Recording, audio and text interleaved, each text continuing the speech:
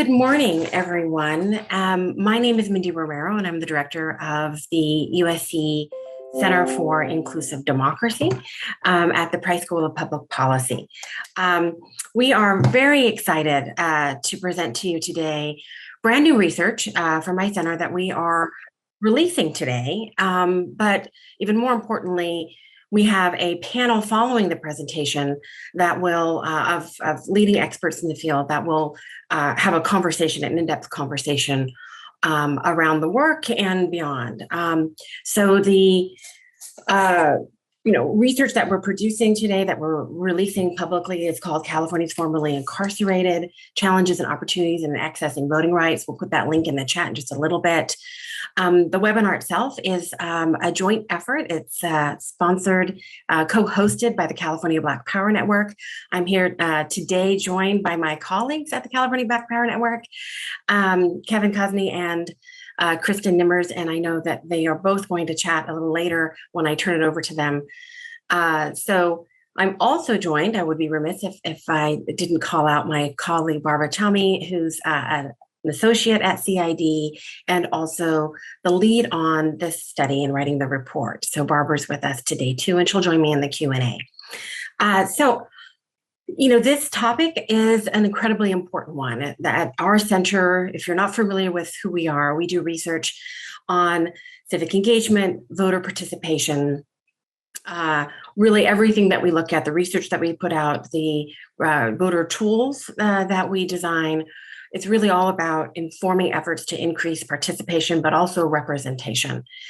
And on many different topics under kind of the election umbrella, it's difficult to get a full picture and to have a full conversation around voting access and consequences of that because of limited data. And many groups are often excluded, or at least not fully included in the conversation because of data issues or limitations in data, or just a lack of research or limitations in the research that is publicly available. And one of those populations, of course, is those that are currently incarcerated or formerly incarcerated. And I'll talk in a little bit about some of the data limitations, but today's report is really the first for us in a series of reports. I want to emphasize that. Looking specifically at voting challenges for this very important population. So I'm going to go through my presentation, which gives highlights of the report. You'll see when you eventually, I hope, look at the report, that it's quite long and quite detailed. Today's just highlights. I want to emphasize that. And as it is, because of time, some things I'll kind of go through really quickly, but I wanted to leave them on the PowerPoint because we'll make the PowerPoint available to anyone that participated today. And of course, it's part of the webinar recording as well. So there's just that kind of additional context that's on the PowerPoint. So just know that that's there, even though some of it I'll cover just really, really quickly.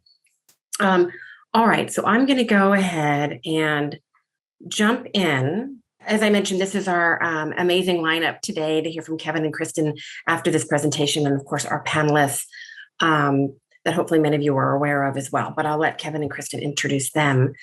But of course, we want to thank in advance everyone that's participating today, of course, our partners, as I mentioned, but also the panelists. And also, very much so, everyone that participated in the study itself. As I talk about our methods, you'll see that the report would have been possible without the people that we interviewed and the focus groups that we conducted, and people giving us their very real and honest experiences around voting. All right, so this is the report itself.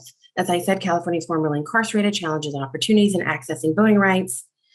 Again, first in a series of reports, I've mentioned myself and Barbara as part of the team. And I also want to thank the Evelyn and Walter Haas Jr. Fund for making this report also possible in their generous support and funding of it. So the report addresses three main research questions. What are voting experiences of people who have been incarcerated or have a criminal conviction? How do people who are incarcerated, formerly incarcerated, or have a criminal conviction engage civically? And really, we've kind of tweaked that a little bit just to talk about their voting preferences, not who they vote for, but how and in what ways do they vote? Things like methods, right? Vote by mail, in person, that sort of thing. And then three, what is the experience of organizations addressing voter enfranchisement serving people who are incarcerated, formerly incarcerated, or have a criminal conviction. Again, I'm going to go through this quickly. We are recording it, but I want to make sure that we get to the voices of the people that we spoke with, which I think is most importantly, and then of course, very important, have a good chunk of time as we plan for our panel. So as I alluded to earlier, due to privacy concerns, the official voter file in the state of California does not include information on which voters have a criminal conviction. I think that's probably obvious. Why? Nor is public data. It's not available for the number of people in California jails that are voting. So there's also, partly very much so because of that, there's just limited research period on not only voter participation, but also things like voting method preferences and how groups of voters who are formerly incarcerated or currently incarcerated are informed, not only about their eligibility, but just informed about the electoral process. So briefly on study methodology, we conducted there's two types of approaches that we took. One is focus groups, and the other are in-depth interviews with organizations. So first on the focus groups, we conducted 3 confidential focus groups with a total of 17 formerly incarcerated or convicted participants across the state of California. They were about 90 minutes long, and they, as they should, included participants representing varied genders, races, ethnicities, age groups, regions, and voting frequency, and different types of convictions. The most recent release among the participants that we spoke with was 2 weeks prior to the focus group, while a few had been out of jail or prison for over 20 years. I think the average was certainly way under that, about 10. Focus group participants do not represent, and I want to note here, if you're familiar with research that is informed by focus groups, it does not represent the entire population of incarcerated, formerly incarcerated, or convicted individuals, right? But why talk to focus groups? Well, first off, again, there's challenges in accessing, right, as researchers, this population. But the focus groups, the folks that we spoke to, we think their experiences are very helpful in understanding the challenges. We just want to caution about not generalizing, right, to the larger population of formerly incarcerated based on these focuses. We can learn a lot, but it's not a representative, right, statewide sample, for instance. We also conducted 6 confidential organizational interviews with leading service providers or advocacy groups that did one or other or both of those, that engage in the topic of voting rights. So they're service providers, they're advocacy groups, and they work on the topic of voting rights in some way in the state, right, with incarcerated, formerly incarcerated, or those that have a criminal conviction. These are the 6 groups. For transparency purposes, we're identifying the six organizations that we spoke with, but the individual folks that we spoke with at those organizations, their names are confidential and their words are confidential, right? We don't cite any particular person. They're confidential interviews, just like the focus groups are also confidential. Background. So just really briefly here, we have a lot more about this, of course, in the report, and I imagine some of our panelists might talk about some of the history around voter disenfranchisement in our state as well. But just for those that may not be fully aware, of course, the U.S. has a long history of voter disenfranchisement. California embedded criminal disenfranchisement in its constitution in 1849 and only removed permanent voting restrictions for people who had felonies in 1974. For at least the last 20 years, efforts by advocacy groups and elected officials, there have been efforts to decrease mass incarceration in California. We know, of course, there's a significant history of how we've increased our mass incarceration, but we know that there's been a lot of advocacy work in recent decades around trying to decrease that. And in those conversations and in that work, several of the policies extended voting rights to Californians who did not previously have them. So first to those under certain community supervision programs, then to people serving their felony sentences in jails, and most recently through Proposition 17, which I'll talk about in a moment, to people on parole. And the pandemic also put pressure on policymakers to address overcrowding in prisons, which opened an opportunity, right, to also talk about disenfranchisement. And today, California's criminal legal system includes approximately, if you're wondering just how big it is, almost 450,000 residents that are either behind bars or serving their sentence under criminal supervision. Just a little bit here about the incarcerated population, and then we will move on. This includes those that are incarcerated in federal prisons, state prisons, local jails, right? All of these categories. In 2020, 123,000 is estimated to be currently in prison and have a felony conviction. That's a sentencing project, and we'll talk about now those that are legally disenfranchised or those that are currently in state or federal prison and have a felony conviction, because due to Proposition 17, people who are on parole are no longer disenfranchised. As of May 31st, 2022, California had about 44,000 residents on parole, all of whom now are eligible to vote in the midterms and beyond. I'm not going to give a lot of information about the populations because I want to get to the data. But of course, there are huge disparities, when we talk about representation by age, by race, by ethnicity, and there's some percentages there just looking at the parole population. And this pie chart just visualizes some of the numbers I gave a moment ago on California's incarcerated and community supervision population. Okay, so de facto disenfranchisement. So those convicted of a felony and currently incarcerated in prison still legally lose their right to vote. I just said that, right? But there are a greater number of individuals much greater number of individuals within the criminal legal system, either incarcerated in jails with a criminal conviction or serving their sentence under criminal supervision programs, right? A variety of categories there, but they continue to face de facto disenfranchisement due to informational or procedural barriers. And of course, this is for those that are also no longer incarcerated, formerly incarcerated. Again, in the report, we talk about Proposition 47, Proposition 57. I'll skip through that now, but I wanted you to have at least in the slides. And just to talk again about Prop 17, this was the ballot proposition in 2020, now already implemented. It changed the state's constitution, automatically restoring voting rights to nearly 50,000. I just gave you the current numbers, a little bit less than that, of people on parole. And really want to emphasize that this was really led by advocacy groups that believed those who completed their sentence and were living and working in communities deserve to have their voice represented. Now, let's talk about the focus groups and the perspectives of individuals that we talked with. So asking about their experiences, and I'm going to break this up into categories. So first, motivations for voting. The focus group participants that we spoke with talked to us about their motivations for voting and not voting. Across all the focus groups, they explained to us, that, main reasons for voting really centered around wanting to have their voice heard or wanting to be part of the change. Some mentioned that they used to believe that their vote didn't matter, with one person explaining, and for the most part, as we go through the slides now, the large quotes I've put into italics just to make it look a little easier to see.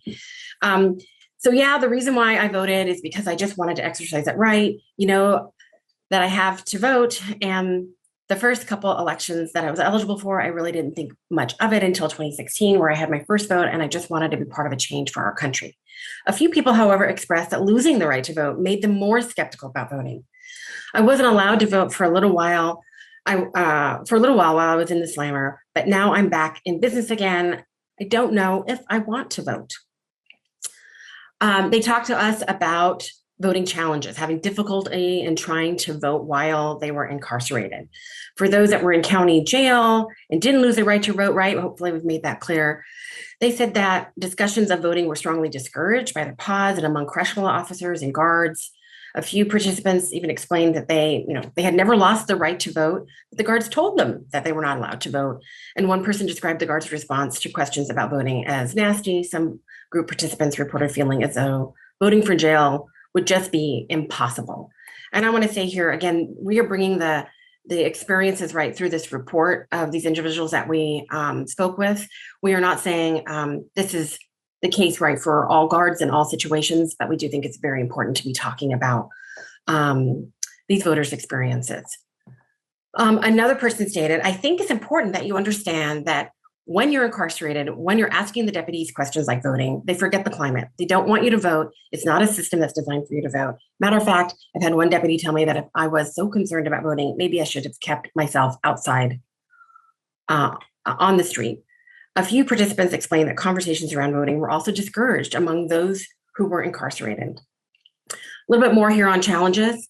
2 participants that we spoke with managed to vote in jail, but echoed other participants who indicated voting was strongly discouraged. So even though they were able to vote, one participant said, yeah, I was able to vote in Fresno County and I was able to get the ballot, but it took a while. Like the other guys, I had to beg and plead almost every day. It didn't seem like something that was encouraged. Participants also reported confusion about their voter eligibility while on community supervision programs or reentering society freely. And again, we talk more about this in the report. A little bit more about voting challenges. So most participants that we spoke with were frustrated that voting eligibility was not discussed as they went through the criminal legal system. As one encapsulated here, no, they don't tell you what your rights are, whether you can vote, whether you can or can't vote. And that's something that should be in a pamphlet or on paperwork that I got a million copies of already, meaning it should be included in that paperwork. A few participants that we spoke with said that or felt that it was intentional, right, to keep those who had been incarcerated or convicted from voting, while others felt the process was just unclear. One participant said that there was a sign posted at their facility, but explained it did not provide useful information. I saw something about it, voting, but they never gave you any very clear understanding towards it. And by the way, the quotes here have been minimally edited because we don't want to alter what people are saying, right? So sometimes as people talk, sentences don't always necessarily connect together like it's the case for all of us. So it said that there's a possibility that you could vote in the future, but they didn't say if you're on parole or if you're on probation. They didn't say specifically how many years later. It's not clear on anything. It was just like a big poster. They have these things out with all the different recent laws that have been amended and all the stuff that we don't understand. We don't have a book that we can look up all this actual stuff. I mean, everyone that read it was like, what the hell does that even mean? Focus group participants were asked about, how do they find out about their voter eligibility? And these, the participants basically fell into 3 categories as we determined regarding their knowledge of voter eligibility. 1, unknown. 2, learned that they were eligible by attempting to register or automatically receiving a ballot when their registration was active. They're like, oh, okay. We're good to go in terms of eligibility, at least in terms of that part of it. And 3, contacted the criminal legal system in some way to check on their voter eligibility status. So they had to take that step themselves. Many, and I purposely underline this here, many focus group participants were still unaware of their voting eligibility and noted that they were hesitant to inquire if they were eligible because they had already done much to clear their record. We heard sentiments like this from people that reaching out, there was a concern to do that at times for some. As one person who was recently released said, I've heard that we can vote. Someone said that we can. I don't know if it's true or not, but I would like to have the option. But I have no idea if I can. Of these participants, a few mentioned being worried that if they tried to learn their eligibility or if they tried to vote before they were eligible, that they may not get or that they may get another conviction. And actually, that shouldn't be italicized, but sorry. And another person noted, some of us are kind of fearful of showing up and having, felony and that we're voting and possibly getting to vote or have voted. You just kind of want to stay under the radar and you don't want to push your envelope. And it seems like the steps that are involved are so bureaucratic that going down the rabbit hole, it's like going down the rabbit hole. I don't even want to go there. Right. So a lot of concern and fear. This fear was not shared by all participants, that we want to note, and others said that they regained their eligibility after attempting to register, as I mentioned before. And some, again, reaching out specifically, to different folks within the legal system. Now, impact of incarceration on the voter participation. So a majority of the folks that we spoke with said they shared that losing their right to vote because they had a felony conviction, because they were not able to access voting materials, were incarcerated, or they were unaware of their voting status, made them realize the importance of voting. One person explained, I didn't really think too much of voting. I really didn't think our votes really counted until I got in trouble. And then I started hearing more and more people educating me regarding how this country runs based on our votes. And for the longest time, it was kind of contemplated in my head whether I should vote or not. and going through all the obstacles I've had to go through to kind of just set myself right, to give myself that chance to vote, every kind of taught me a lesson at the end. Now I see the importance of voting and the struggle I had to go through to get to this point. Many participants shared this sentiment with some adding that the criminal legal system made them feel unimportant. Yeah, it's critical. This is a quote here. It changes the whole outlook on voting, period. After going through what we have to go through, the incarcerated, it just changed your purpose. It changed my purpose anyway. It makes you feel like you don't matter. I don't feel that way anymore, but in the past, yes, that's how I felt. A few Black, formerly incarcerated voters specifically mentioned that losing their voting rights was particularly upsetting because of the history of voter suppression in the Black community. And another quote here, as an African American, it's a big thing in our family and a privilege to vote. That's what civil rights are all about. So in our family, you had to vote. So when I got the criminal charges and conviction, that was kind of embarrassing. And I let my family down, especially when our ancestors fought so hard and went through so much just to have that privilege. And then for me, just to take it lightly, that was a negative impact on what my parents instilled in me.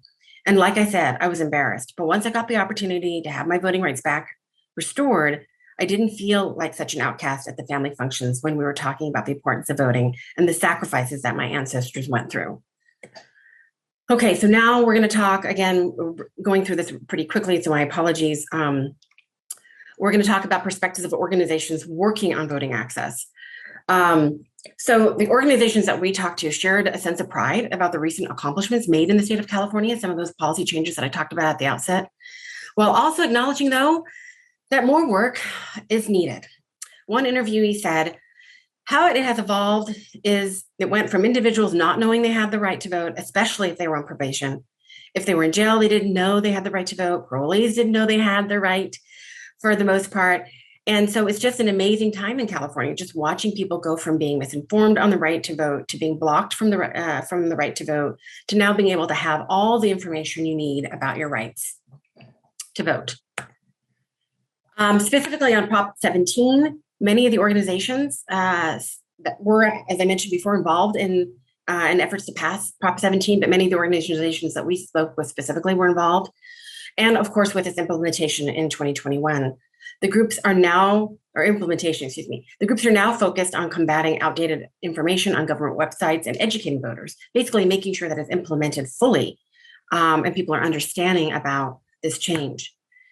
Some of the organizations shared frustration, though, that government websites, including county clerk web pages and the Department of Motor Vehicles voter registration page, had not been updated to indicate that people on parole were now eligible to vote. The organizations believe that if they were not urging government agencies to correct this information, that this voting bloc would continue to be disenfranchised. And I want to emphasize that organizations felt like they were the ones that had to do the work. As one interviewee explained, so it was just like a lot of misinformation and disinformation. The system was not educating folks on their right to vote. And I want to highlight that in the report, we have more around this topic. So please do look for that if you review the report. The organizations were exploring ways to reach, that roughly 50,000 people that had gained their rights under Prop 17. One interviewee said, I think the biggest challenge we have faced in the United States today is getting this new information out to the public or people, identifying where they are and informing them that they have the right to participate in small d democracy. As I mentioned before, interviews were pleased with their efforts to inform people on parole, but that they could vote. But one interviewee felt that right now the outreach efforts are minimal. And if we aim for the general election, we still have time, but we've lost the primary. Several groups reported that the education and engagement were now their top priorities for improving voting access. Many of the organizations mentioned grassroots-based strategies such as door knocking and neighborhood canvassing, and we have more in the report around this. I just want to highlight, I think it's a really interesting conversation around that. One organization explained it's not just a matter of saying, hey, you can vote, and here's how you register. There's a lot more to it than that because it's teaching a person to stand up straight, and take part in all of it. One organization explained that building relationships that they could overcome, that by building relationships, they could overcome hesitation and engage people who are formerly incarcerated or convicted, I should say who. A little bit here on voter engagement challenges. So organizations also discuss challenges of voter engagement, including, how to expand their networks, how to best engage strategies for formerly incarcerated and convicted people. A majority of the organizations mentioned the challenge of reaching this population and here's a quote, while you have organizations like mine, again, confidential, who do this work on the ground and are educating the people that we serve, there's still a large population of people who may never come into contact with the organization like ours that receive that information. So I think there's still a huge gap between the work that's being done and the information actually reaching people. Things are changing faster than people are getting the information, right? So highlighting that big gap. Another organization shared similar experiences, but also wanted to add opportunity. So this person that talked about making sure that people can still see. I think the challenges everybody is talking about right now is how do you get to these folks? How do you communicate with them? How do you get them registered to vote? How do you get them enthusiastic about democracy, given that democracy, for the most part, historically has been what has driven prison, mass criminalization, incarceration, the way people vote? How do you educate folks to help them to understand their vote does matter, right? Given all of that history. A little bit more here on organizational networks. So in order to reach formerly incarcerated convicted voters and influence policies, the organizations interviewed leveraged their networks of other advocacy and service providers. And one of the ways that they did this was by creating coalitions, working groups, other ongoing partnerships. So cross-sector collaboration was noted, right, that it allows them to expand the network because other organizations will send out that information in their newsletters right away to kind of reach more people. Again, we have more on this in the report. I do want to make sure that I'm talking about this element here as well, though. So several advocacy groups noted they would collaborate with statewide organizations who were supportive with their networks or influence. One group explained their relationship in more detail. I love working with national organizations, right, statewide organizations, because they always get some lawyers, they can, they can explain, why the ballot proposition or why there's a bill. It's helpful to have these relationships who can break down more of the legality around certain issues. So they're saying here that other organizations, statewide or national, that have the resources, right, to bring to the table. The interviewee went on to talk about how this organization has also had capacity to do a public records request, and items like that are very important. A few organizations mentioned how statewide advocacy organizations serve as bridge builders, right? Helping them connect, helping them to get meetings and access to information that had previously been denied. With sheriffs or jails. And I want to talk about one experience here that we heard from. So one group explained how a larger organization brought them into the conversation with a local sheriff. And now they're working on video between the people who are in jail and people that look like the people that are in jail. But also we're going to show, that everyone in jail will be able to see that on the, see that video on how to vote, who's eligible to vote, how to get a voter registration card, what happens if your ballot doesn't come. So really a positive experience. But another interviewer expressed frustration around not having the same leverage as the larger organizations. They described their strategy as the following. Grassroots organizations that represent the people are mostly impacted, partnering with organizations that represent the decision makers or are more in line with the decision makers has been my best strategy. Basically, white women opening the door for me. And I want to emphasize that, again, they expressed frustration, though, appreciation, but also frustration in that. They went on to say that this was frustrating, but they knew that it was an effective strategy. And here, a little bit here on organizations influencing government. So those that we spoke with also described ways in which they would influence government entities that help them to reach more people, access data, influence policy, in addition to the influence that the organizations had on correcting outdated information, right, related to Proposition 17. One interview also worked with government agencies to spread awareness that voting rights had been restored. And again, we have more on the report on this, some specific quotes that I think are really helpful. Now let's talk about specifically sheriffs and beyond. So the organizations that we spoke with had various experiences collaborating with institutions within the criminal legal system. Some had, and just for time, I'm going to kind of go through this really quickly, but some had positive, strong relationships with prisons and jails. They felt that work was successful. Their partnerships had been successful in making, in making inroads to work with the population. Another organization here stated that although it seems counterproductive, it's important to have great relationships and partnerships with law enforcement. And I'll skip the quote there just for time. This organization explained that they had not been able to access jails since the COVID-19 pandemic began. And that same organization went on to explain, though, that several years ago, they had more of a difficult experience partnering with jails. Another group explained that, and now we're going to focus here on voter concerns, that formerly incarcerated may want to stay under the radar, right? And this mirrors some of the information that I provided, right, from the individuals in focus groups earlier in the presentation. So some people want to stay under the radar for a while and not give out their personal information to the government. Here's a quote. I've definitely spoken to folks who are like, I don't want to put my driver's license number on anything. I don't want to have to put my address on anything. Folks who are coming home and want to reenter successfully, maybe they just want to be a lower profile. And the process itself of just registering and sharing that personal data is a little bit scary for them. So I'm not suggesting that means that, these folks shouldn't be outreached to. No, it's just understanding some of the barriers to outreach, right, that need to be overcome. Complicated voting procedures. So just a little bit here, and again, much more in the report. But for all potential, right, voters in California, but especially those who may not have voted for a while, the election process is complicated. It can feel daunting, right? Navigating lengthy voter guides, ballots. We just went through a primary where we saw very low voter turnout. I want to emphasize that. So for everybody, but also, of course, for those that are currently formerly incarcerated. Voting rights are complicated in part because some voting laws in the state have changed, giving more people the opportunity to vote. But again, as we've heard, many people don't know about that opportunity. One organization shared the challenge of combating misinformation around voting rights. So there's a secondary disenfranchisement that happens when people think because of a felony, or even if they have a misdemeanor, or if they're on probation or whatever category of them being impacted by incarceration, that they actually incorrectly believe they don't have the right to vote. So again, we heard this in the focus groups, and we also heard this from organizations working with folks in the field. And then there's a similar perspective as well, but I'll skip that. And here, voting can be more complicated for people who are reentering society. And I think this is an important point to not skip through. So as one interviewee signed up, there's just so many overwhelming things that go on at the same time when somebody's released from prison. The technology gap is a huge one. I've spoken to dozens of formerly incarcerated who will hold up their cell phone and be like, I don't know how to use this.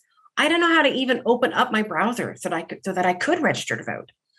People who are reentering society don't always have stable housing, right? We want to emphasize that, and that's critical in the registration process. And another interview really emphasized how really challenges can get compounded, all of that I just talked about, that the organizations talked about, such as having difficulty speaking English, having a disability, being unhoused, that these combine, right, challenges and can make voting itself even a lower priority, right? Maybe understandably so. Voting from jail. Organizations overall found it difficult to gain access to the jail. Again, we have more in the report kind of detailing some of this. Some organizations also noted being unsure if eligible voters were able to access voting from within jails from a logistical viewpoint. And here's a quote, but in jail specifically, it will be not just registering to vote, but what is the process and procedure? What are the procedures, policies, practices around making sure that people are informed, people vote in an informed way, and an institution has been some of the biggest challenges I've seen.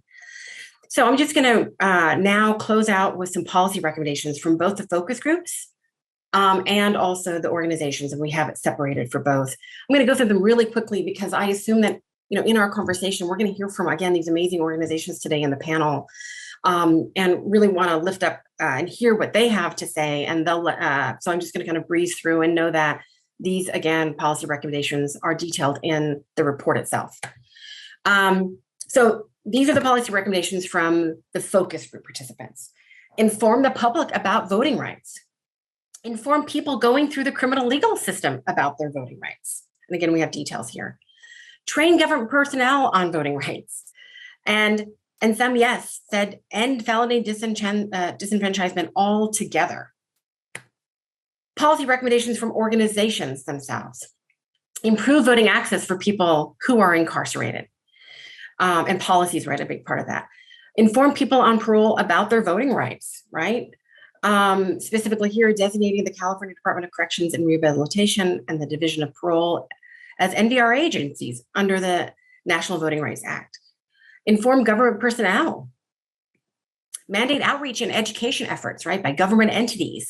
So the responsibility is theirs and not the nonprofit groups, right, that are struggling to get misinformation and education out there. And then, of course, also from the organizations, we heard about the drive to end felony disenfranchisement. So I'm going to end there and stop sharing. And I'm going to go ahead and pass it over to Kevin of the California Black Power Network, who is the Associate Director of Programs. Kevin, thanks again. Take it away. Thank you again for having us on and for that detailed report. It's really important stuff. Just to kick us off, I won't try to take up too much time. The panel we have for you is really awesome and has a lot to say about all of these things. So I won't steal thunder, take up too much space. California Black Power Network is a network of Black grassroots organizations really working together to change the lived conditions of Black folk in California by dismantling systemic anti-Black racism. And we've just kicked off a long-term endeavor this year to really ensure that Black folk across the state have the resources, policies, support systems, and living conditions needed to thrive. We're a coalition of 35 groups and growing across the state, over 10 counties, really focused on a diversity of issues and constituencies from health, reproductive justice, housing, immigration, education, and of course, criminal justice. I think that it's really important to note, right, that a lot of our work is focused around developing a bold vision and political agenda and really galvanizing Black communities around that through civic engagement, narrative, culture, advocacy, and action. So a lot of our work is around voter education and turnout, community organizing, advocacy, and certainly right now we're heavily focused on reparations, which will certainly be tied to some of these efforts here around disenfranchisement. Really, what I will say is that, for us at the Black Power Network, the focus on system-impacted folk is extremely important. I won't go into facts and details. I think Mindy laid out a lot of stats. I think a lot of us know Black folk in particular are disproportionately impacted by the criminal justice system. We know that we're disproportionately represented in police violence, murder, stops, arrests, convictions, and sentencing. And that results in a lot of other negative outcomes on education, economics, but certainly around second-class citizenship and disenfranchisement. We know that there's certainly a role that the prison industrial complex has played in maintaining those power dynamics in suppression, exploitation, and again, second-class citizenship and really disenfranchising folk from participating in the democratic process. For us, we know that those who are closest to the pain, closest to the problem, are closest to the solution. So it is always our effort to make sure that those who are impacted are not only voting and participating civically, but are leading advocacy efforts and really leading the charge around some of these changes. As such, we've worked to make sure, even through our work with the African American Civic Engagement Project some years ago, to include groups like Time for Change, Safe Return Project, Pillars of the Community, New Way of Life, and continue to expand that network of folk working on these issues through folk like Initiate Justice, Dignity Power Now, and more. I think there's a lot of opportunities in making sure that we're not only going in and into our communities, into jails and prisons, informing folk of their right to vote, but also, again, lifting up the leadership of those who have been impacted.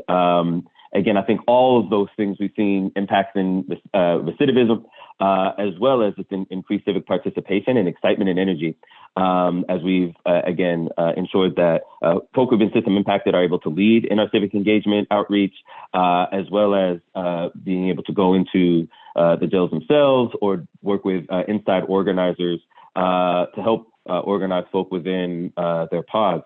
So again, I won't steal folks' thunder. I don't want to talk too much about that. I think all the folk on our panel I've worked very closely with in many aspects around some of these tactics and strategies to activate our folk and inform and mobilize our folk. So I really want them to kind of speak towards these things. With that said, I think I'll stop there and pass to Krista Nimmers, my colleague. She's our policy and campaign manager, to really kick off this panel and introduce folk. Krista, let me pass to you to take it from here. Thank you, Kevin. I'm going to introduce our panelists, but thank you for Mindy also for bringing us together. There are a lot of really powerful statements in the report about how this has impacted people. I'm really excited for these panelists to be able to share their experiences, engaging with and working with system-impacted folks. Here are our panelists. Our first panelist is Shayla Bonner. She's currently the program manager and lead organizer at Safe Return Project in Richmond. As a formerly incarcerated Black woman, she's passionate about leveling the playing field for formerly incarcerated Black people and people of color. She's an advocate for criminal and justice reform and has developed political education curriculums that teach the community the importance of co-governance and civic engagement. So welcome, Shayla. Our next panelist is Ingrid. She serves as Time Done Organizing Director.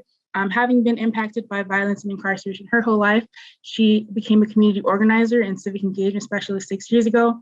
She previously worked with A New Way of Life, leading registration, education, and civic engagement efforts inside LA County jails and lower income communities. Lastly, our next panelist is Layla Aziz. She is an abolitionist who works with Pillars as the Director of Operations. So Pillars of the Community is a grassroots organization in San Diego. Pillars focuses on reaching low propensity voters, primarily formerly incarcerated voters, and their focus is on those folks who have been marginalized and forced into this new caste system due to a loophole in the 13th Amendment. Their focus is on building power with a goal of self-determination for Black and Indigenous people. And then our next panelist as well is Taina Vargas, who is the executive director and co-founder of Initiate Justice, an organization with the goal to activate the political power of people directly impacted by mass incarceration. Since its inception, Initiate Justice has successfully co-sponsored multiple pieces of legislation that are aimed at ending mass incarceration, and they've also recruited 45,000 currently incarcerated folks to help lead those efforts. So prior to creating Initiate Justice and Initiate Justice Action, she worked in the organizing and policy field and chaired on the Yes on Prop 17 ballot measure committee, which led efforts to restore voting rights to all people who have completed their prison sentence. She's also directly impacted by mass incarceration, having supported a loved one who was incarcerated for 7 years. So thank you all again for joining us. I think you can come on camera if y'all are able to. Let us know if you're having trouble. I first wanted to give you all an opportunity to tell us all a little bit about your organization, your base, and the work that you do to motivate voters to participate in elections, and what unique strategies you've used to engage your base. So I see Shayla, I'll pass it to you first. Thank you, and thank you so much for inviting me to be on this panel. It's definitely interesting to hear the report and all the information that was gathered. So Safe Return Project is a nonprofit organization that whose mission is to end mass incarceration. And we do this through policy advocacy, leadership development.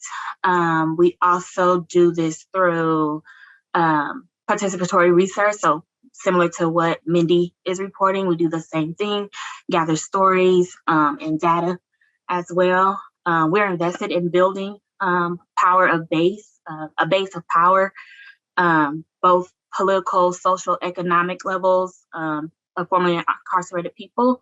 And, our base pretty much includes formerly incarcerated people, at-risk youth, people who are living in poverty and low-income areas. And I think that's pretty much it, unless you want me to add more. Oh, that's great. Thank you. And I'll pass it to Layla next. Thank you for having me. My name is Layla Aziz. I'm with Pillars of the Community. Our strongest work and our most focused work is around gang work. And so we look at local and state policy around racist gang laws, from documentation to sentencing enhancements. We do research. We use public records. We use narratives and storytelling, and that's primarily our base. Along with that are formerly incarcerated folks. And we do a lot of community building. So what we do, and we'll talk a little bit more about that, is integrate the work and the struggles and for self-determination on the ground, on the grassroots, specifically hyper-local, knowing our community, the depths, the crevices, and we build out policy and an interest in even voting based on those movements, based on the people, and based on bringing power to those people and their voices. As a grassroots organization, we know that the strongest voice is not ours, but in those folks that we serve and building those folks up, because at the end of the day, we want something that's going to continue. Thank you so much. Thank you. I'll pass it to Tina and Ingrid. Thank you all. So my name is Taina Vargas. My pronouns are she and her, and I'm here representing Initiate Justice and our 501c4 Initiate Justice Action as well. So the mission of Initiate Justice is to end incarceration in California by activating the political power of people who are directly impacted by incarceration. So that includes currently incarcerated people, formerly incarcerated people, and people with incarcerated loved ones. We introduce and pass various pieces of legislation aimed at bringing people home from prison, but also restoring their rights including Proposition 17, which we were very grateful to have the opportunity to lead a couple of years ago, which restored voting rights to over 50,000 people who are currently on parole. After the passage of Proposition 17, it's been one of our priorities to engage people on parole and formerly incarcerated people and let them know that their voting rights have been restored and ensure that they are involved in the electoral process. So our base of people, for the purposes of engaging people in electoral politics is formerly incarcerated people. So we have engaged that base specifically through reaching out to parole offices and transitional homes where people are living who are currently on parole and carrying out face-to-face presentations on voting rights, on the electoral process, what different elected offices mean, how to actually cast your vote and track your ballot. And we have also completed a voter guide that provides, it's a written version that provides all of this information aimed towards reaching people who are formerly incarcerated. And our voter guide also included information on public safety platforms and whether or not candidates have received law enforcement contributions for candidates running for statewide elected offices. So for us, it's very important not only to ensure that people have their right to vote, but also know that they have their right to vote and try to make the process as simple as possible for system impacted people, because we all know, as is evidenced in the report, and the report's findings, that it's very difficult for most people to be able to access the ballot and know what to do when it comes to casting their vote. And for people who have systemically and historically been disenfranchised and marginalized, those challenges only become worse. Thank you. Ingrid, do you want to share? Hi, everybody. My name is Ingrid Archie, and I'm the organizing director for Time Done, which is a project of California for Safety and Justice, which is a statewide organization. And that's a program of Alliance for Safety and Justice, which is the national program. Our base is primarily people who are crime survivors, different forms of violence, and also people who have been impacted by the criminal justice system in and out. So it's, more so with the CSJ side, it's Californians from all walks of life and we want to work to replace the prison and justice system that usually wastes, money with common sense solutions and create safe neighborhoods, right? Most of the Californians for Safety and Justice kind of propelled themselves forward with the passage of Prop 47, where we lowered 6 felonies to misdemeanors, and it lowered the prison and jail populations, released a lot of people, and gave a lot of people the second chance, at freedom and stuff like that, right? So that's why we're here now. Moreover, with Time Done, it's a campaign to raise awareness around the collateral consequences to a felony conviction, meaning that when you have a felony conviction, you can't get a job, you can't, chaperone your kids to different field trips. It's just a lot of different collateral consequences that happen as a result of you being freed from, jails and prison, meaning after you do your time, you still have a life sentence of barriers where you can't, one of them is voting, in some states. And so we want to be able to break down those different types of barriers. So we went from launching a statewide campaign to a national campaign so that we could be able to mitigate, some of the problems that people are facing when they come from prison and jails and not being able to adequately re-enter back into society and have all of their rights fully restored. Thank you. And thank y'all for these super valuable introductions and the work that y'all do to motivate folks. I wanted to ask around, I know you all have mentioned like how we need to educate more folks around like doing presentations to folks. So I wanted to ask like, what are some of the challenges that your base in voting specifically? And then also maybe touch on some of the challenges that have come up as the pandemic has come up and that has impacted folks as well. So I'll pass it again first to Sheila. Yeah, so that's a good question. One thing that I did 3 years ago was develop a political education curriculum for Safer Time Project. It's basically a 4-week workshop that meets twice a week. And what we do is we go over like everything from national down to local. So how do you, like, who's in position? What do those positions do? What type of power that they hold? So that folks know like what they're voting for on their ballot. Because we found out doing canvassing, even during COVID, like we were still out in the streets knocking on doors. We found that people don't know what some of these elected positions do. So it's definitely a part of our curriculum where we're talking about, you know, what does the DA do? What does your board of supervisor do? What district are you in? Because that's important too, to know who holds the power to speak upon your on your behalf. So we've included that in our leadership development workshop, which is a 10 weeks workshop. So now it went from 10 weeks to actually 15 weeks. And some of the challenges, and this has been said in the report, is in reach. So reaching the folks on the inside. I had a connection with this young lady whose son is currently incarcerated in West County. And he says like, he's the only one that's voted in this past election. And that's only because his mom actually sent in his ballot so that he can fill it out and turn it in himself. She said like the process of getting their ballot on the inside is very difficult, which just hear people from actually trying to register to vote or to vote, period. We also hold candidates forums. We've done that over the past couple years. We do voter guides. So it's one thing to get people to register to vote. It's another to have them actually vote down ballot, which has also been a struggle for some folks. Again, not knowing what these positions are. We have also, you know, since Prop 17 has passed, it's all about educating. We have to get out there. We haven't stopped being in community since COVID. We just take precautions. We wear our mask, 6 feet, sanitize. If we have a pen, we make sure like we sanitize in pens. And so it's just really being out in community and educating our people so that they know like you have the right. Like since Prop 17, like it was really interesting because we did an event with Time Done a couple years ago and we were doing voter registration. This guy was like super amazed. He was like, what? I have the power, like I have the right to vote.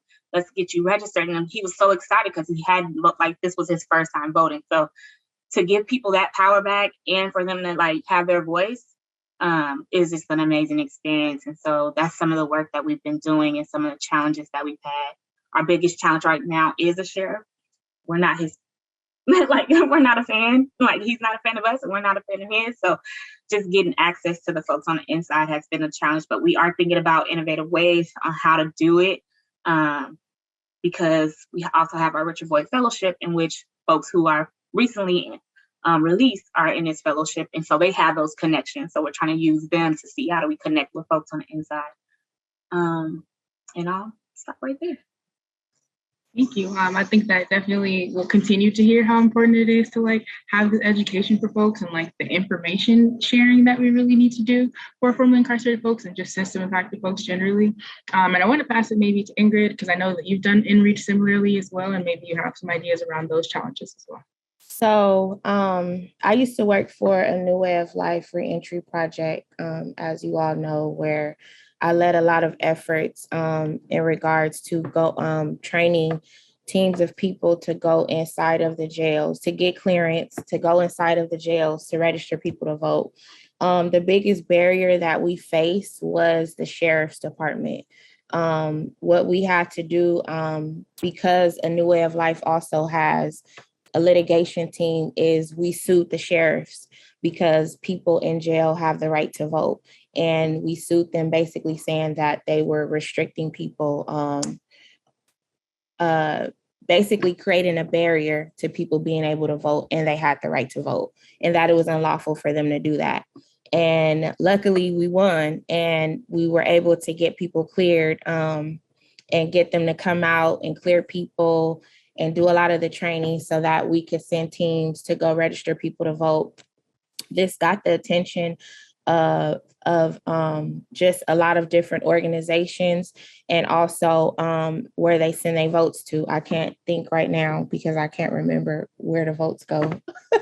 My mind is blanking, but they wrote a report. We registered, they gave us 2 weeks before it was time to vote in the primaries. I think it was either 2016 or 17, and we registered over 900 people. And out of the 900 people, 548 voted.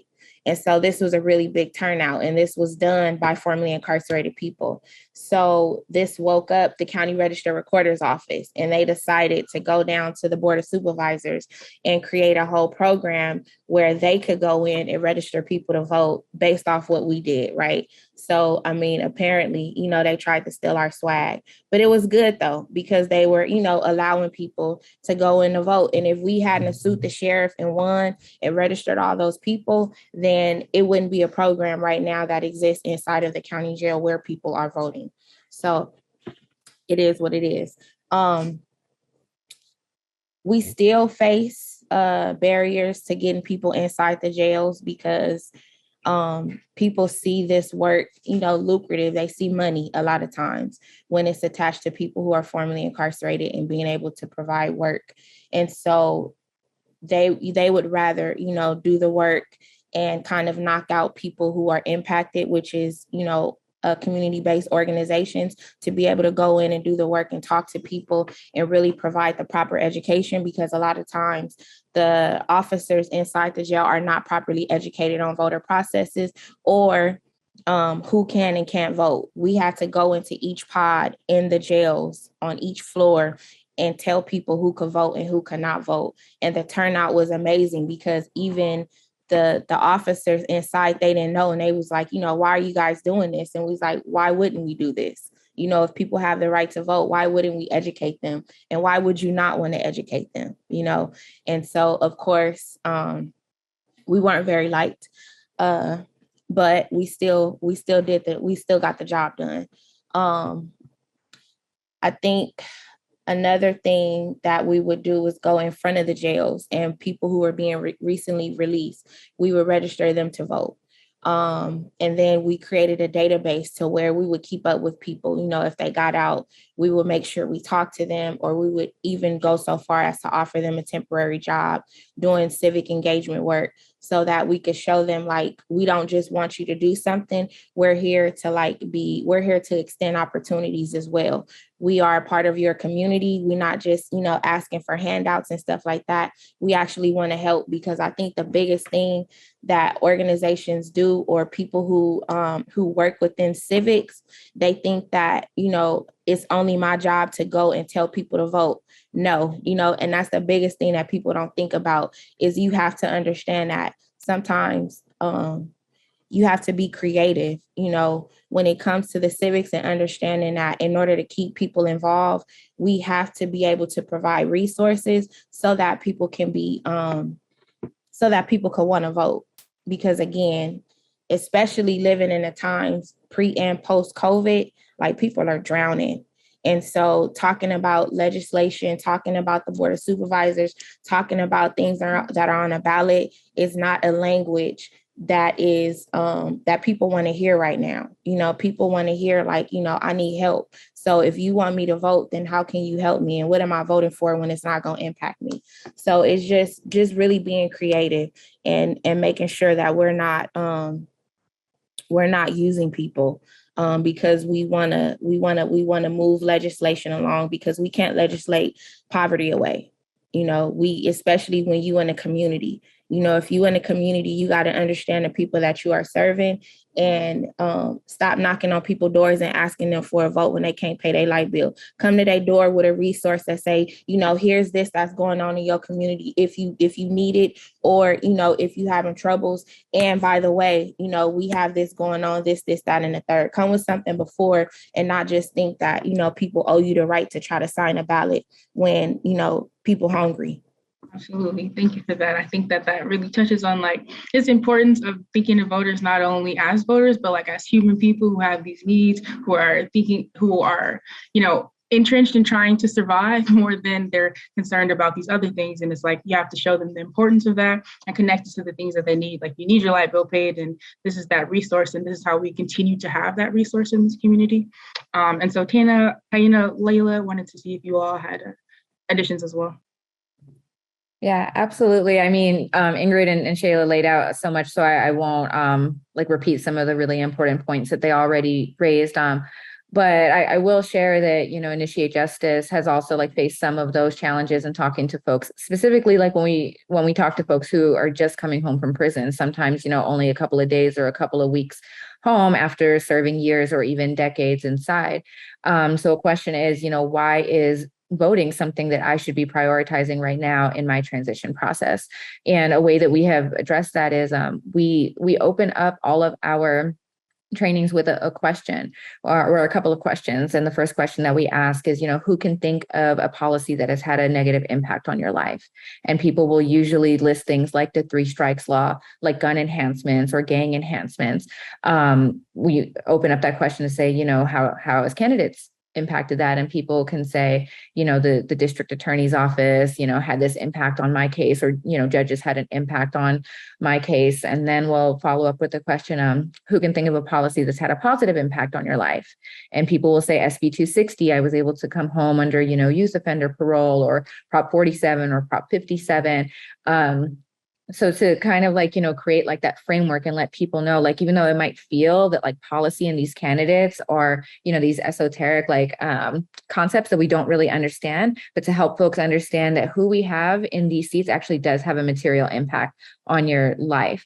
Who we elect as district attorneys, who we elect as judges, who we elect as sheriffs, and not just, voting and putting, certain candidates in office, but also holding them accountable once they are in office, following up with them, asking them to vote yes or no on certain bills, and, giving people the knowledge and the information that they need to figure out, how they can use their voices, not just by casting their ballot, but also by showing folks how to communicate with elected officials after they are already in office. So that's a big part of the work that we do, is drawing that connection. Yes, people need to have their immediate survival needs met, but including policy in that immediate survival, and letting folks know that the system intentionally wants us to feel like we're not a part of it. The system intentionally wants us to feel like our vote doesn't matter, and there are other things that we should be paying attention to. And none of that is on accident. And to remind folks that these are things that we need to be paying attention to. Here's the information that you need. If you don't understand, don't feel bad. All of that is intentional too. And we're gonna, work to do what we can.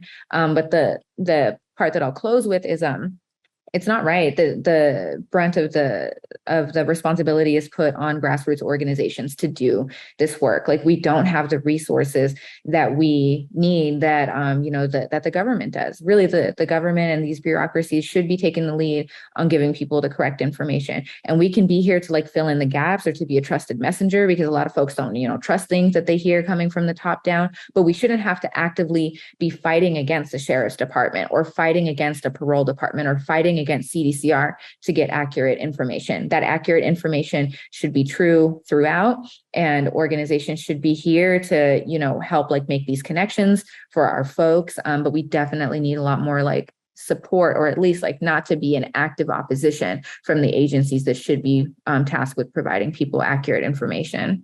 I just want to add something, 2 things that I've learned in this work that are very important. And the first one is just this panel here. the women on this panel here, the powerhouses on this panel here. When we did InReach, we didn't have to start from the bottom and try to think of a way to do InReach, think of a way to register voters, because Kevin and Callie Calls had already convened that table.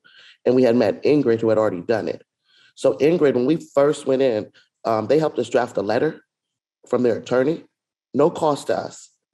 Helped us, Ingrid gave me a video. Temporarily lost Layla, and she was in the middle of a really good sentence about, community and working together and like the importance of coalitions and folks like y'all actually like collaborating on some of these things. So I think that's also important. Hopefully she'll rejoin us in the next couple minutes. But maybe as she's like rejoining, really appreciated all of the things that y'all said. I think it really underscores a lot of the policy suggestions that were in the report from formerly incarcerated folks and from organizations.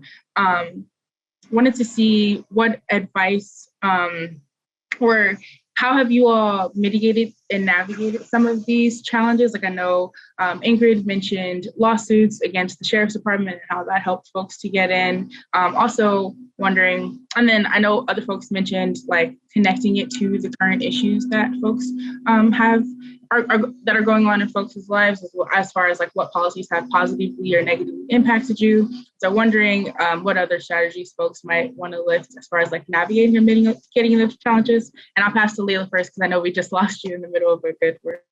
And I didn't even give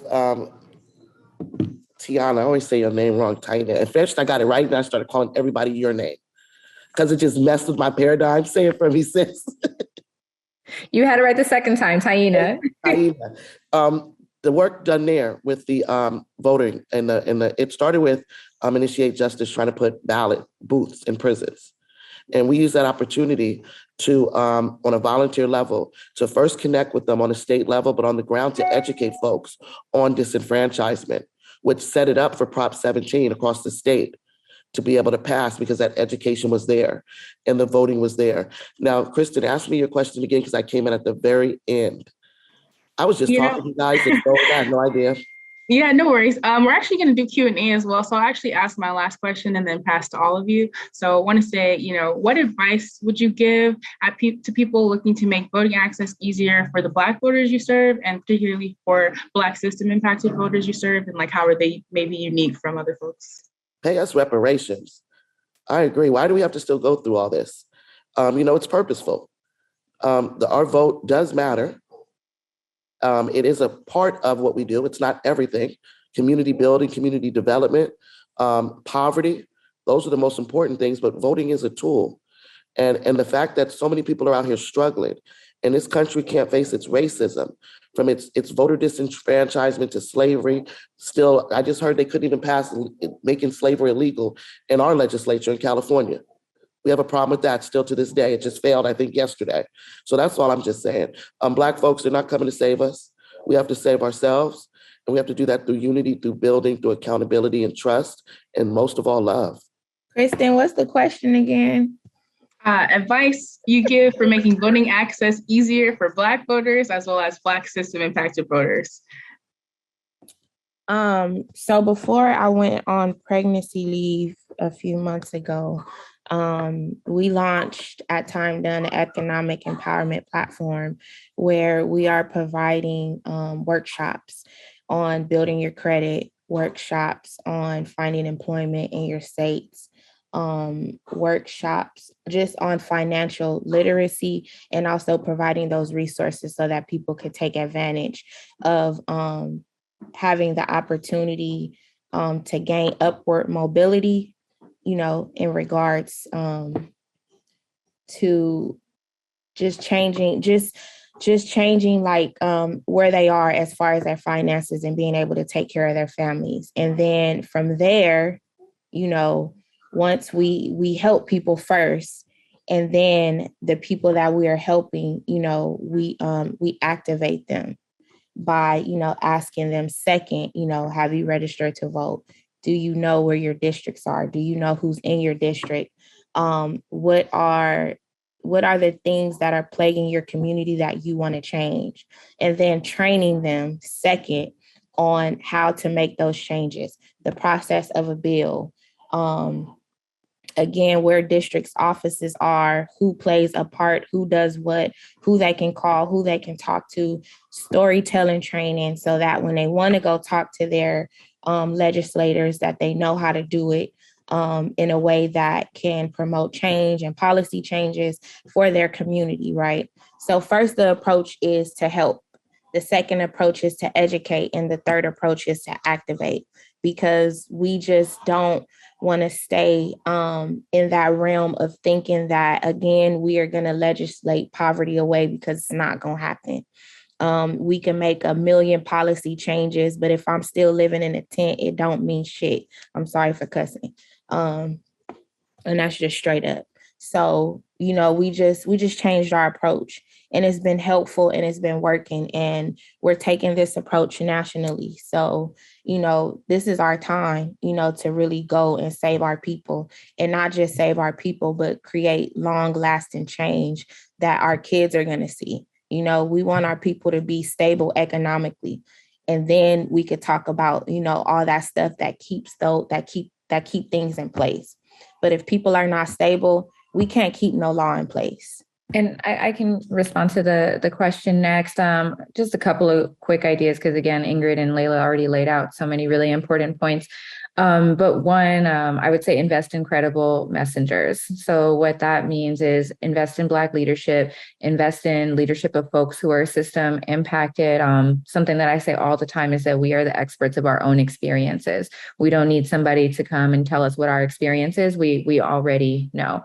But for the community members who we're trying to reach, it's most effective when you hear like those messages from people who have actually like been through the same experiences that they have been through. So there's something that happens, like whether unintentionally or intentionally, in funding spaces and in, collaborative spaces where, folks who are white or, are more affluent are seen as, as more of an expert in a certain field. And it's very important that that Black folks and system impacted folks in general are recognized for the experts that we are. And then two, I just say like to increase like access to resources and like resource and information sharing. I think that Layla did a really beautiful job laying out like how, all of us on this team have collaborated with each other's like organizations, like one way or the other. Like Layla said, we had worked with Pillars back in 2017 when we were trying to get an initiative on the ballot to restore voting rights for all people, including people in state and federal prison. Like I know that I've worked with CSJ, like also like from the beginning, and they have partnered with us on Prop 17. They wrote the ballot like description in favor of Prop 17 that was in the official voter guide, like in collaboration with us. And I've worked with Tamisha and starting over for the longest time, and I'm planning on making a trip to Cocoa County soon to like share some of the resources and like the experiences that we have, so that we can continue to collaborate and learn from each other. Because I think so many of us are like overworked and like burnt out and stressed, and we don't realize that like work that we are doing like might be reinventing the wheel. Somebody's already doing that somewhere else and have already put together like a really strong process of how to make it work. So I would definitely be grateful for more opportunities like this to like learn about one another's work, to be able to share our skills and to be able to learn best practices from other leaders. Last but not least, definitely ditto everything that all you lovely ladies have said. You definitely got to meet folks where they're at. Like I said, we've been hitting the ground ever since COVID. We started off giving out gift cards while taking surveys and seeing what folks actually need at this time. Even, what are we, like 3 years into COVID, 2 or 3 years into COVID? And it's like, we're still hitting the door saying like, hey, like, is your lights being shut off? How can we help? What's the resources available? And then like Ingrid said, it's a process. You got to get them what they need. You got to see what else is coming up, and then you got to get them activated. So aside from that, I also think like just hearing from what Mindy has said in the report about, guards not knowing the voting rights of folks inside, not wanting to answer questions, like that's a barrier that we have to like tear down. Like folks need to know what they're able to do. And then I'm taking your idea, Ingrid, being outside of the prison or the jail when folks are being released, to let them know, one, first, have that resource available. We have a resource guide that we're actually trying to get inside so that folks, when we are coming out, they know to like hit us up or hit up the Reentry Success Center or Rubicon or whatever the case may be, so that they can get on their feet first. But then also, having those questions kind of like, how can we support? How can we help?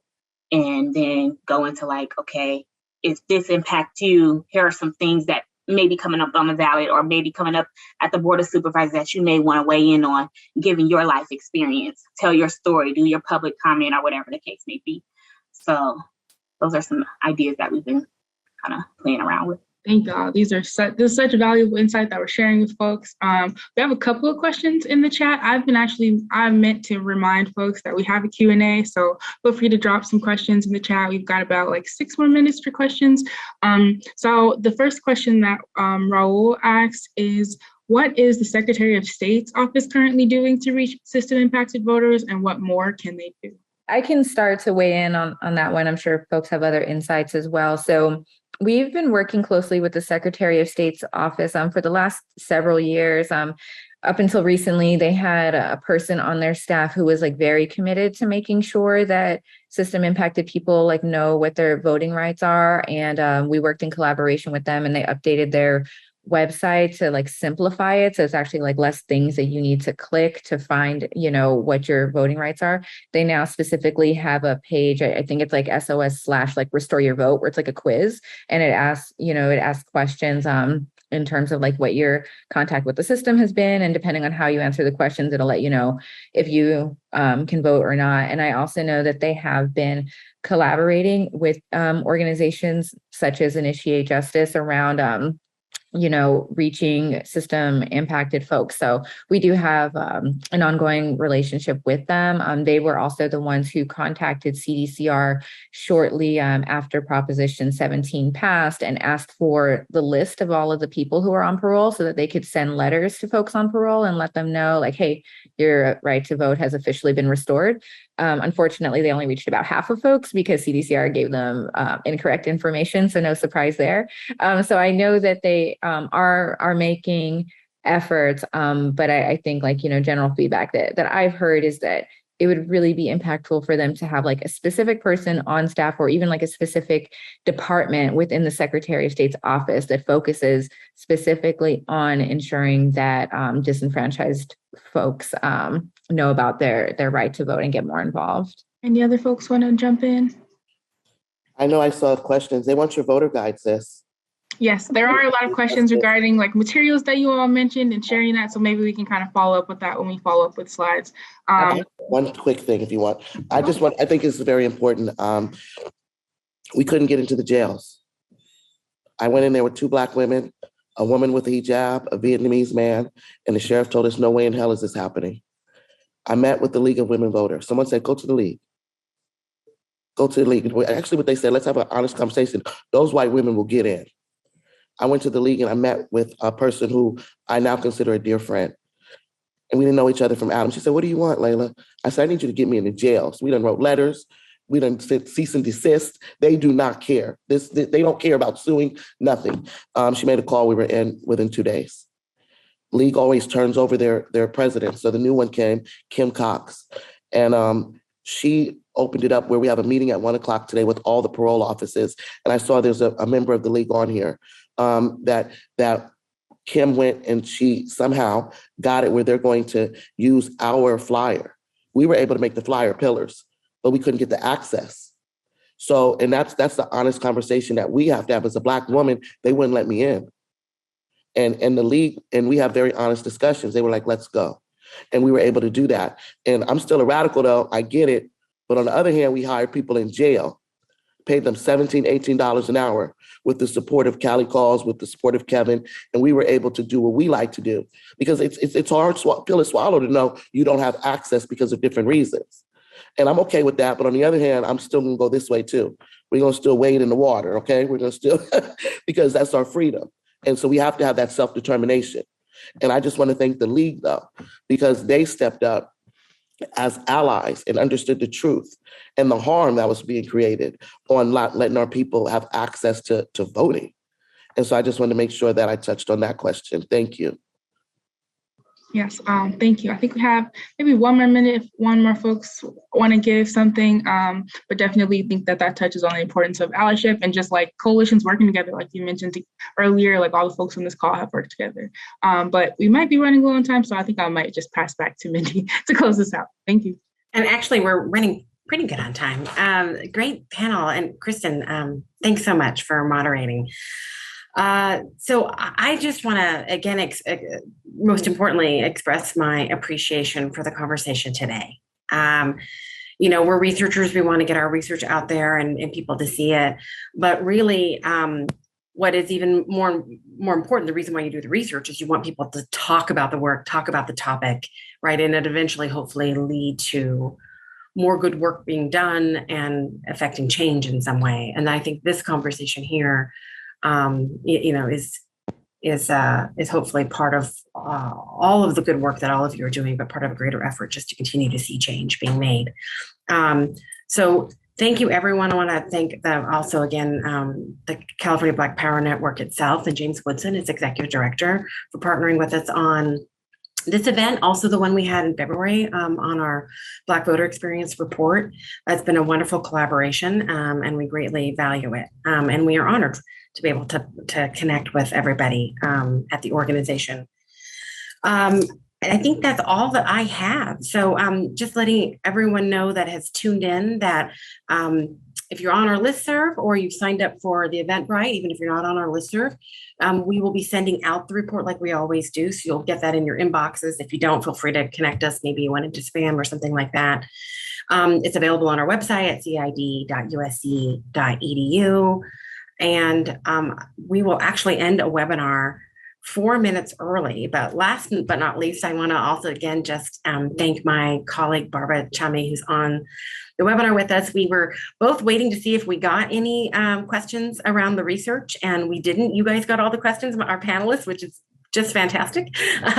But Barbara didn't get to answer any questions. So I just want to call her out again for her fantastic work on this report and all that she does at CID. So any last words from you, Kristen? I think you're good to go.